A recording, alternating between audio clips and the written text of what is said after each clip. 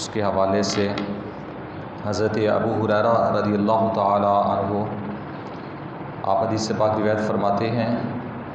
کہ حضور نبی کریم صلی اللہ تعالی علیہ وسلم نے ارشاد فرمایا یاتی علی الناس زمان یدعو الرجل ابن عمہ و قریبہ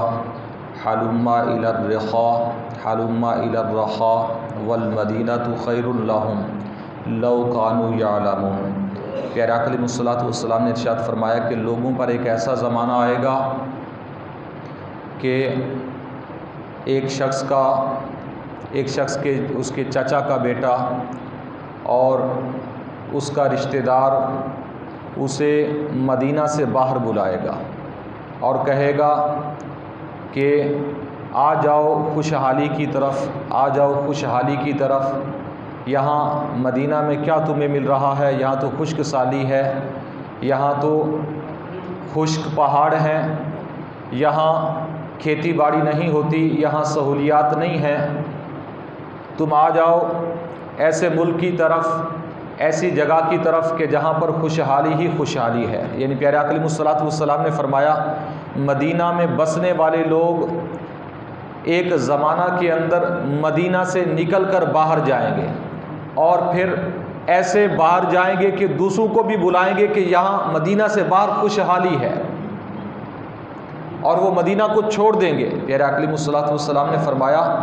والمدینۃ خیر لہم لو کانوا یعلمون، اور مدینہ ان کے لیے بہتر ہوگا، مدینہ ان کے لیے بہتر تھا اگر انہیں سمجھ ہوتی، اگر وہ جانتے، اگر انہیں کچھ شعور ہوتا، اگرچہ انہیں کچھ عقل ہوتا تو وہ سمجھ لیتے کہ مدینہ پاک ان کے لیے بہتر تھا۔ پیارے آقا علیہ الصلوۃ والسلام نے یہ فرمایا، یہ کچھ زمانہ پہلے کے اندر بھی یہ حالات و واقعات رہے ہیں، اور آج بھی ایسے بھی حالات و واقعات ہیں کہ لوگ کہتے ہیں کہ جی باہر جائیں، ایسی جگہ پر جائیں کہ جہاں پر خوشحالی بھی زیادہ ہے، جہاں پر کرنسی بھی زیادہ ہے، تو مدینہ میں کیا ملتا ہے؟ وہ خوش نصیب ہیں لوگ جو مدینہ پاک کے اندر جاتے ہیں اور سکونت پذیر ہوتے ہیں، جتنا وقت زیادہ سے زیادہ مدینہ پاک میں گزارتے ہیں۔ نبی کریم صلی اللہ تعالی علیہ وسلم نے فرمایا مدینہ مسلمانوں کے لیے بہترین ہے، ایمان والوں کے لیے مدینہ سب سے بہتر ہے۔ اگر انہیں سمجھ ہو تو وہ کبھی بھی وہاں سے نکلنا نہ چاہیں۔ یہ پیارے آقا علیہ الصلوۃ والسلام نے ارشاد فرمایا۔ تو آج کل ہمارے ہاں دیکھیں ایک عجیب سسٹم چلا ہے کہ جو شخص بھی باہر جاتا ہے خصوصاً یورپ کے اندر تو آ کر یہاں پاکستان میں وہاں کے قصے سناتا ہے، وہاں کی باتیں سناتا ہے کہ وہاں کے قانون ایسے ہیں، وہاں کا سسٹم ایسا ہے، یہ وہاں سہولیات ہیں۔ ہمارے ہاں کیا ہے؟ اور کچھ بھی نہیں ہے تو ہمارے ہاں پاکستان کے اندر کم از کم ایمان ہے، یہ بہت بڑی بات ہے۔ اور جس سسٹم کی وہ بات کرتے ہیں، جس قانون کی وہ بات کرتے ہیں، وہ قانون، وہ سسٹم جب ہمارے دین اسلام کے خلاف ہے تو ہم اس سسٹم کو مانتے نہیں ہیں۔ ہم دین اسلام کے نظام کے علاوہ، ہم دین کے قانون کے علاوہ کسی قانون کو ماننے والے نہیں ہیں۔ اگر ہم مانتے ہیں تو صرف وہ نبی کریم صلی اللہ تعالی علیہ وسلم کے قانون کو مانتے ہیں اور نبی کریم صلی اللہ تعالی علیہ وسلم کے لائے ہوئے نظام ہی کو پسند کرتے ہیں۔ اس کے علاوہ چاہے کافروں کا ظاہری طور پر کتنا ہی اچھا نظام نہ ہو جائے لیکن ہم اسے پسند نہیں کرتے۔ یہ مسلمان کی شان ہونی چاہیے، یہ مسلمان کی شان ہونی چاہیے۔ یہ نہیں کہ ہمارے یہ پرانے بزرگ مثالیں دیا کرتے تھے کہ لوگوں کے پیتل کے پیالے دیکھ کر اپنے مٹی کے نہ توڑ دو۔ ہمارے ہاں آج سسٹم وہی ہے کہ ہمارے ہاں ایسا ماحول ہو چکا ہے، ایسا معاشرہ بن چکا ہے کہ باہر جانے والا تو چلا گیا، وہ پھر آ کر پیچھے رہنے والوں کو یہ قصے سناتا ہے تو بیچارے یہ بھی منہ سے ان کے بھی لال ٹپک رہے ہوتے ہیں کہ کاش کہ ہم بھی وہاں پہنچ جائیں یورپ کے اندر۔ لیکن یہ خواہش نہیں ہے کہ ہم کبھی مدینہ پاک میں پہنچ جائیں، ہم یہ خواہش نہیں کہ مکہ شریف پہنچ جائیں، بیت اللہ شریف پہنچ جائیں، کم از کم وہاں اللہ کی رحمتیں تو برس رہی ہیں۔ وہ ایمان کے مراکز تو ہیں، وہ دین اسلام کے مراکز تو ہیں. یار کمانے ہی کے لیے جانا ہے تو ایسی جگہ جائیں کہ جہاں اللہ کی رحمت بھی ہو اور کمائی بھی ہو جائے. لیکن وہاں کیونکہ کرنسی تھوڑی ہے، وہاں تنخواہ تھوڑی کم بنتی ہے، اس لیے لوگوں کا جتنا رجحان یورپ کی طرف ہے مدینہ پاک کی طرف نہیں ہے. اس لیے پیارے آقا علیہ الصلوۃ والسلام نے فرمایا ایسا زمانہ آئے گا کہ لوگ مدینے والوں کو بھی یہ کہیں گے آؤ جی باہر آ جاؤ، یہاں تمہیں کیا مل رہا ہے، یہاں سے نکل آؤ، خوشحالی کی طرف آ جاؤ. یعنی لوگ یہ گویا کہ بتائیں گے، یہ باور کرائیں گے لوگوں کو کہ مدینہ پاک میں خوشحالی نہیں ہے. لیکن پیارے آقا علیہ الصلوۃ والسلام نے یہ اس حدیث مبارکہ کے اندر اس مفہوم سے یہ بتا دیا کہ ایمان والے اور دین کی سمجھ رکھنے والے وہ ظاہری خوشحالی کو نہیں دیکھتے، وہ ظاہری سسٹم کو نہیں دیکھتے، وہ ظاہری نظام کو نہیں دیکھتے، بلکہ وہ اللہ رسول سے محبت کرتے ہیں، اللہ رسول سے پیار کرتے ہیں. جہاں ان کے ایمان کی حفاظت ہوتی ہے وہاں پر وہ رہتے ہیں. مجھ سے زیادہ آپ بہتر جانتے ہوں گے کہ جن کی مکمل پوری کی پوری فیملیاں باہر سیٹل ہو چکی ہیں یورپ کے اندر، خصوصاً ان کی فیملیوں کے حالات کیا ہیں، ان کے ایمان کے حالات کیا ہو چکے ہیں. الا من شاء اللہ شاید کوئی ایمان والے بچے ہوں گے، وگرنہ وہاں تو سسٹم ہی ایسا ہے، نظام ہی ایسا ہے کہ وہاں جانے والے بے پردگی کے اندر ایسے کھپ جاتے ہیں اور والدین کی ایسی نافرمانی اولاد وہاں کر رہی ہوتی ہے کہ ہم تو سن کر ہی حیران ہوتے ہیں. تعجب ہوتا ہے کہ ایسا معاشرہ کہ پھر وہی لوگ آ کر یہاں پاکستان میں یورپ کے گیت گا رہے ہوتے ہیں کہ وہاں ایسا نظام ہے، وہاں ایسا نظام ہے، جہاں پر بچیاں والدین کا کہنا نہ مانیں. جس معاشرے کے اندر بچیاں آدھا لباس پہن کر بے پردہ ہو کر اپنی مرضی سے جہاں چاہیں پھریں اور جہاں چاہیں نکاح کریں اور اس کے بعد جہاں چاہیں وہ طلاق دے دیں، تو یہ ہمارے دین اسلام کے اندر تو نہیں ہے. تو گویا کہ وہ اس نظام کو اچھا سمجھ رہے ہیں، اور یہ پہلے بھی کئی مرتبہ یہ چیزیں گزر چکی ہیں احادیث مبارکہ کے اندر کہ اغیار کے قانون کو، اغیار کے کسی بھی کام کو پسند کرنا یہ بہت بڑا کفر ہے. اور ہمارے تمام بزرگان دین، تمام مشائخ اعظام اس بات پر متفق ہیں کہ اگر کوئی اغیار کے، غیروں کے نظام کو پسند کرتا ہے، ان کے قانون کو پسند کرتا ہے، اچھا جانتا ہے، وہ دین اسلام سے نکل جاتا ہے. تو مجھے بتائیں کہ جو بچی ایک مسلمان باپ اور مسلمان ماں کی بیٹی ہے، اور اس کے مسلمان باپ اور ماں جو یورپ میں سیٹل ہوئے، اب وہ بچی اگر کسی کے ساتھ نکاح کرنے کے بعد خود طلاق دے رہی ہے، میں آپ سے سوال کرتا ہوں ہمارے دین اسلام کے اندر ایسا کوئی ہے اصول کہ عورت طلاق دے؟ کوئی اصول بتا دیں. تو ہمارے دین اسلام کے اندر تو نہیں ہے. یہ تو سیدھی سی بات ہے کہ دین اسلام کے خلاف ایک سازشیں کی جا رہی ہیں. تو مجھے تو بہت بڑا تعجب ہوتا ہے کہ جب کوئی بھی یورپ سے آ کر یہاں پاکستان کے اندر ہمیں وہاں کی قصے سنا رہا ہوتا ہے. تو اس لیے اپنے ایمان کو بچائیں اور ان کے قصوں میں نہ آیا کریں.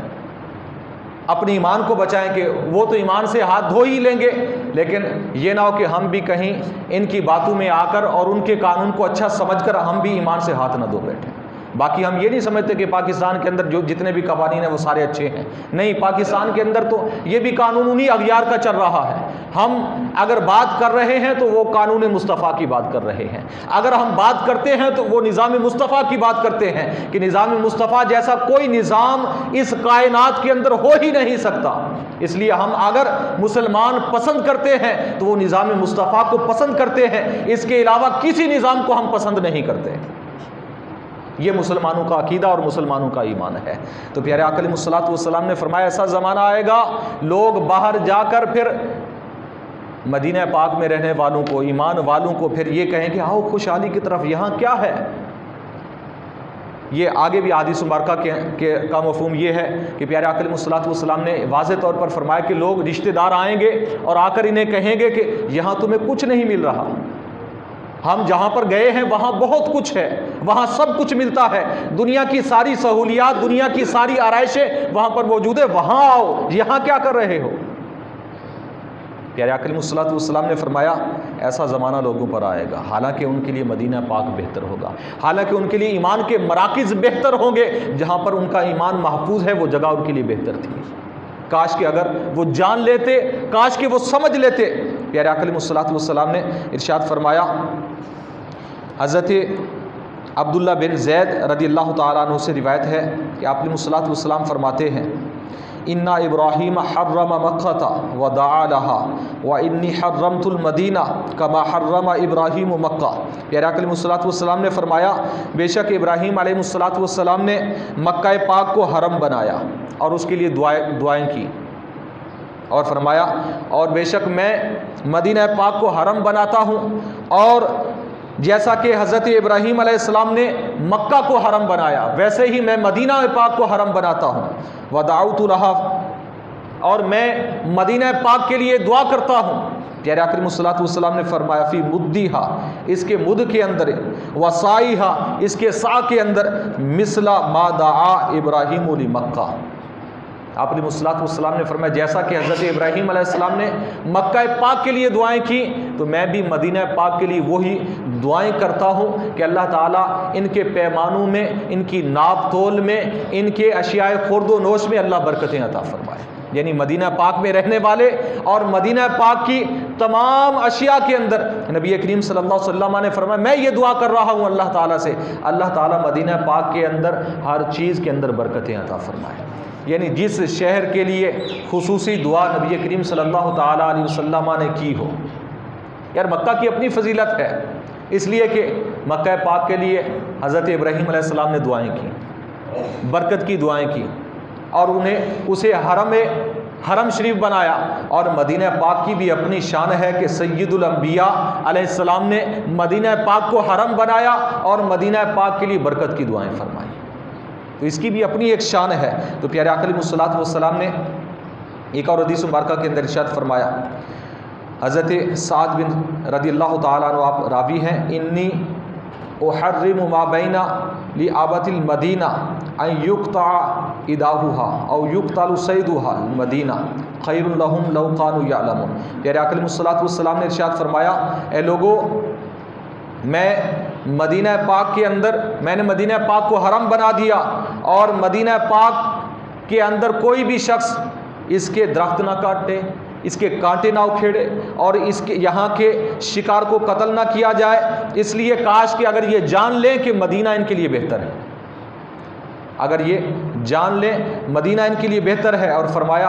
لا يدعوها احد رغبۃ عنها الا ابدل اللہ فیہا من هو خیر من۔ نبی کریم صلی اللہ علیہ وسلم نے ارشاد فرمایا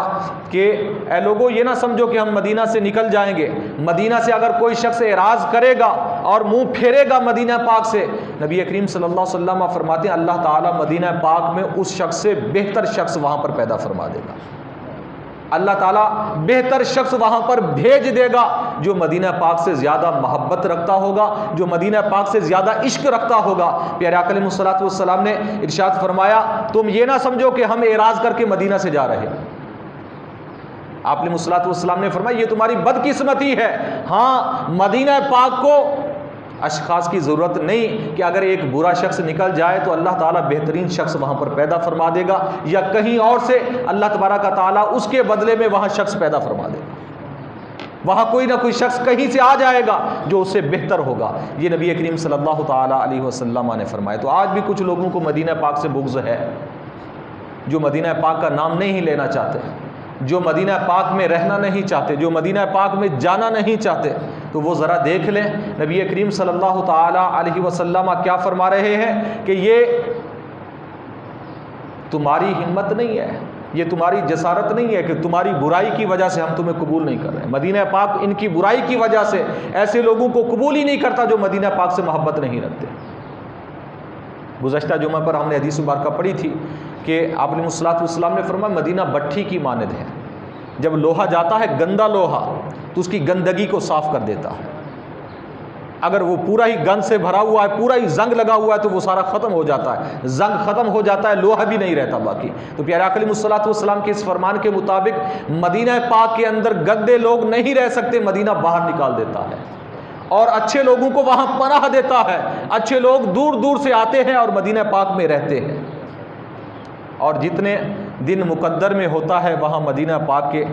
اندر رہ کر وہ مدینہ پاک سے فیض لیتے ہیں، مدینہ پاک کی رحمتیں لوٹتے ہیں. یہ اللہ تبارک و تعالیٰ جن لوگوں کو مدینہ پاک کی محبت عطا فرماتا ہے تو وہ لوگ مدینہ پاک میں پہنچ کر مدینہ پاک کا فیضان حاصل کرتے ہیں. اور اس کے علاوہ حضرت ابو ہریرہ، حضرت ابن عمر اور حضرت ابو سعید خدری رضی اللہ تعالیٰ عنہ حدیث پاک روایت فرماتے ہیں کہ حضور نبی کریم صلی اللہ تعالیٰ علیہ وسلم نے ارشاد فرمایا، بخاری شریف کی حدیث مبارکہ ہے، لا یصبر علی الاعواء المدینہ وشدتها احد من امتی الا کنت له شفیعا او شہیدا یوم القیامہ. نبی کریم صلی اللہ علیہ وسلم نے ارشاد فرمایا، جو شخص مدینہ پاک کے غم پر اور مدینہ پاک کی سختی پر صبر کرے گا، مدینہ پاک کے غم پر یعنی جو مدینہ جا نہیں سکتا لیکن مدینہ پاک سے اتنی محبت ہے، اتنا عشق ہے، اتنا پیار ہے کہ وہ ہر وقت مدینہ کی یادوں میں غمگین رہتا ہے. پیارے آقا علیہ الصلوۃ والسلام نے فرمایا، مدینہ کے غم میں جو غمگین رہے اور جو مدینہ پاک میں پہنچ جائے اور پھر مدینہ پاک کی سختیوں پر،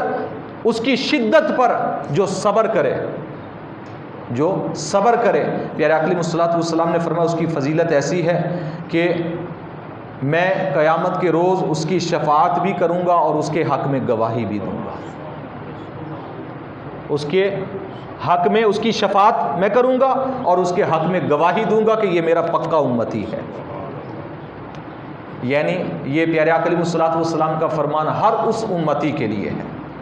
قربان جائیں نبی کریم صلی اللہ علیہ وسلم پر، کیا فرمایا کہ احد من امتی، میری امت میں سے کوئی بھی فرد چاہے وہ مدینہ پاک کے غم میں صبر کرے یا مدینہ پاک میں جا کر وہاں کی سختیوں پر، وہاں کی شدت پر، وہاں کے مصائب پر صبر کرے، یعنی مدینہ پاک میں، اس لیے یہ باتیں ذہن میں رکھیں، مدینہ پاک میں جانے سے پہلے مدینہ پاک کے آداب سیکھنا ضروری ہے. مدینہ پاک میں جانے سے پہلے مدینہ پاک کے آداب سیکھ کر جائیں. اس لیے اعلیٰ حضرت نے فرمایا، وہ پاؤں رکھنے والے یہ جا چشم و سر کی ہے، کہ وہاں مدینہ پاک کا مقام و مرتبہ اتنا عظیم ہے، اتنا عظیم ہے کہ وہاں پر پاؤں سے نہیں چلا جاتا، وہاں تو آنکھیں بچھا کر اور سر کے بر چلا جاتا ہے. حق تو یہ بنتا ہے وہاں پر. تو یعنی ہمارے بزرگان دین نے، حضرت امام مالک علیہ رحمہ، یعنی یہ محبت کی اور عشق کی باتیں کچھ اور ہوتی ہیں،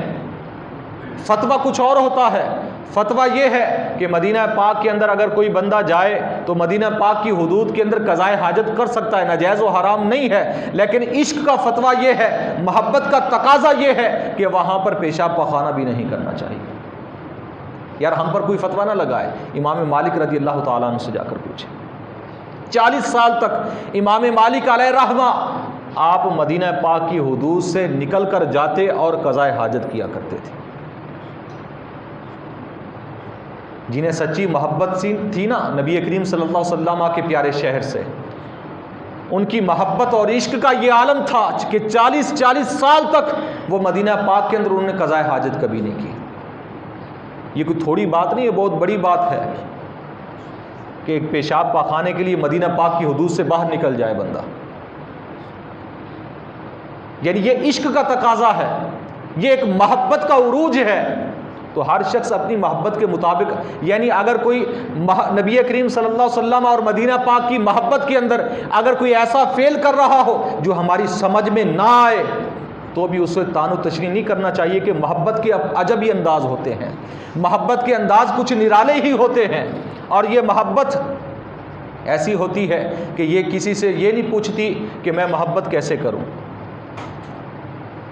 عشق کا عالم یہ ہوتا ہے کہ جس سے عشق کیا ہے اس کے در و دیوار سے، اس کی مٹی کے ذرات سے بھی محبت ہوتی ہے، وہاں کے کانٹوں سے بھی محبت ہوتی ہے. اور یہ احادیث مبارکہ کے اندر یہ ساری چیزیں موجود ہیں. نبی کریم صلی اللہ تعالی وسلم کے صحابہ سے یہ ساری چیزیں ثابت ہیں. بخاری شریف کے اندر یہ ساری روایات موجود ہیں. کاش کہ اگر ہمیں تھوڑی سی محبت کا، نبی کریم صلی اللہ علیہ وسلم کی محبت کا تھوڑا سا بھی جام اگر ہمیں مل جائے، نصیب ہو جائے تو پھر ہمیں جا کر پتہ چلے کہ حضور کے صحابہ جنہوں نے ساری زندگیاں نبی کریم صلی اللہ علیہ وسلم پر وقف کر دی تھی، ان کا عالم یہ تھا۔ بخاری شریف کے اندر ہم نے درس کے اندر یہ روایات پڑھی ہیں کہ میرے آقا علیہ الصلوۃ والسلام جب وضو کیا کرتے تھے نا، وضو کیا کرتے تھے، وضو سے گرنے والے پانی کا ایک قطرہ بھی حضور کے صحابہ زمین پر نہیں جایا کرتے تھے، نہیں جانے دیا کرتے تھے، اپنے ہاتھوں میں لے لیا کرتے تھے۔ اور اپنے ہاتھوں میں لے کر کیا کرتے تھے؟ اپنے ہاتھوں پر مسح کرتے، چہرے پر اپنے جسم پر مل لیا کرتے تھے۔ یہ بخاری کی روایتیں بیان کر رہا ہوں۔ حتیٰ کہ راوی حدیث فرماتے ہیں حضور نبی کریم صلی اللہ علیہ وسلم کے مبارک وضو سے جو پانی ٹپکتا تھا، غسالہ مبارک جو ہوتا تھا، اسے لینے کے لیے حضور کے صحابہ ایسے لپکتے، ایسے جا کر پانی لیتے ایسے انداز میں، پتہ یہ چلتا تھا کہ ایک دوسرے کو قتل کر دیں گے۔ یہ انداز ہوتا تھا حضور کے صحابہ کا، یہ عشق و مستی ہوتی تھی حضور کے صحابہ کی۔ اور جنہیں غسالہ نبی کریم صلی اللہ علیہ وسلم کے مبارک پانی سے نہیں ملتا تھا، وہ کیا کرتے تھے؟ وہ دوسرے صحابی کے ہاتھ سے تھوڑی سی تری لے کر وہ اپنے ہاتھوں پر مل کر اپنے جسم پر، چہرے پر مل لیا کرتے تھے۔ چلو یہ بات تو کچھ سمجھ میں آتی ہے، وہ پانی تو بظاہر پانی ہی ہے، لیکن بخاری ہی کی روایت کے اندر ہے کہ نبی کریم صلی اللہ تعالی علیہ وسلم کے مبارک منہ کا پانی اور مبارک ناک کا پانی، یہ بھی نبی کریم صلی اللہ تعالی علیہ وسلم کے صحابہ زمین پر نہیں جانے دیا کرتے تھے۔ زمین پر مبارک ناک کا پانی اور منہ کا پانی بھی حضور کے صحابہ زمین پر نہیں جانے دیا کرتے تھے، اپنے ہاتھوں میں لے کر مل لیتے اور اپنے چہرے پر مس کر لیا کرتے تھے۔ آج ہمیں لوگ کہتے ہیں کہ یار آج لوگ ہمیں عشق سکھاتے ہیں، محبت حضور سے سکھاتے ہیں، کیسی محبت کرنی ہے۔ آج ہم تو محبتوں میں جھوٹے ہیں، ہمارے صرف دعوے ہیں محبتوں کے اندر۔ ہمیں کیا پتہ مدینہ پاک کی شان کیا ہے، ہمیں کیا پتہ نبی کریم صلی اللہ تعالی علیہ وسلم کا مقام و مرتبہ کتنا عظیم ہے۔ اگر ہمیں پتہ چل جاتا تو خدا کی قسم ہم ٹوٹ کر نبی کریم صلی اللہ علیہ وسلم سے محبت کرتے۔ آج ہماری صرف محبتیں رسمی رہ گئی ہیں، کیونکہ ہماری محبت کے اندر وہ کیف نہیں، وہ مستی نہیں، وہ عشق نہیں ہے جو حضور کے صحابہ کے اندر تھا، جو حضور کے صحابہ کے بعد پھر بزرگان دین کے اندر، حتیٰ کہ اعلیٰ حضرت تک ہم نے دیکھا کہ مدینہ پاک کا ادب کس طرح کیا کرتے تھے۔ لیکن آج ہم مدینہ پاک میں جاتے ہیں، کوئی محبت نہیں ہے ہمیں، وہیں پر وہاں جا کر بے ادبیاں، وہی ہنسی مذاق، وہ سارا کچھ وہاں ہمارا چل رہا ہوتا ہے۔ ہم ادب کے تقاضے بھول جاتے ہیں۔ پیارے بھائیوں، مدینہ پاک یہ کوئی معمولی جگہ نہیں ہے، یہ کائنات کے اندر، حتیٰ کہ ہمارے بزرگان دین نے یہاں تک لکھا ہے کہ مدینہ پاک میں وہ جگہ جس جگہ پر گنبد خضرا بنا ہوا ہے، وہ جگہ جس پر نبی کریم صلی اللہ علیہ وسلم کا مبارک جسم اقدس موجود ہے، وہ پوری روئے زمین حتیٰ کہ لوح و قلم سے بھی افضل و اعلیٰ جگہ ہے، عرش و کرسی سے بھی اسے افضل قرار دیا گیا ہے۔ یہ ہمارے بزرگوں نے لکھا، یہ مدینہ پاک کی شان ہے۔ تو پیارے آقا علیہ الصلوۃ والسلام نے کیا فرمایا؟ جو مدینہ پاک کی شدت پر، مدینہ پاک کی سختیوں پر صبر کرے اور مدینہ پاک کے غم میں صبر کرے، پیارے آقا علیہ الصلوۃ والسلام نے فرمایا قیامت کے میدان میں کنت لہو شفیعا اور شہیدن یوم القیامہ، میں قیامت کے میدان میں اس کے لیے سفارش کروں گا یا پھر اس کے حق میں گواہی دوں گا کہ یہ میرا سچا امتی ہے اور مجھ سے محبت کرنے والا امتی ہے۔ اس کے وارے نیارے نہیں ہیں کہ جس کے حق میں قیامت کے میدان میں خود نبی کریم صلی اللہ تعالی وسلم یہ گواہی دیں کہ یہ میرا امتی ہے، یہ گواہی دیں اور سفارش کریں کہ اے باری تعالیٰ میرے اس امتی کے سارے گناہ بخش دے۔ کیوں؟ اس لیے کہ یہ میرے مدینہ پاک کی غم میں یہ صبر کیا کرتا تھا، یہ مدینہ پاک میں گیا اور وہاں کی سختیاں اس نے برداشت کی اور صبر کیا۔ ہم وہاں پر جا کر صبر بھی نہیں کرتے ہمارے ہاں، اس لیے یہ چیزیں سیکھ کر جانا ضروری ہے کہ کہیں مدینہ پاک میں ہم جائیں کہیں بے ادبی نہ ہو جائے، کہیں کوئی گستاخی کر کے نہ آ جائے، کہیں ہمارا شمار بے ادبوں کے اندر نہ ہو جائے۔ وہاں پر جا کر بھی لوگ اس رولے میں ہوتے ہیں کہ یار گرمی بہت ہے یہاں پر، او بڑی گرمی ہوگی جی، اور ہم رہائش تو ایسی دی ہے کہ یہاں اے سی بھی نہیں لگا ہوا۔ وہاں پر بھی جا کر لوگ اے سی ڈھونڈتے ہیں، وہاں پر بھی جا کر لوگ سہولیات ڈھونڈ رہے ہوتے ہیں۔ خدا کی قسم مدینہ پاک میں بندہ صرف پہنچ جائے یہ کوئی کم بات ہے؟ نبی کریم صلی اللہ علیہ وسلم نے اپنے دربار میں بلا لیا، یہ کوئی تھوڑی بات ہے؟ اور وہاں جا کر پھر ہم آسائشیں ڈھونڈیں اور ہوٹل والوں سے یا جس جگہ پر رہ رہے ہیں وہ ان کے ساتھ جھگڑا کریں، سختی سے پیش آئیں؟ نہیں، بلکہ نبی کریم صلی اللہ علیہ وسلم نے ہمیں یہ حکم دیا کہ مدینہ پاک کے اندر جو بھی تم پر سختی کی جائے، جو بھی تم پر مصیبت آئے، کسی قسم کی سختی ہو، اسے برداشت کرنا، اسے صبر کرنا، اس لیے کہ اگر تم یہ کام کرو گے قیامت کے میدان میں تمہاری سفارش کروں گا اور تمہارے حق میں گواہی دوں گا۔ یہ پیارے آقا علیہ الصلوۃ والسلام کا مبارک شہر ہے اور یہ فضائل مدینہ ہیں۔ اس کے علاوہ اور بھی بہت ہیں فضائل مدینہ، کاش کہ ہم اسے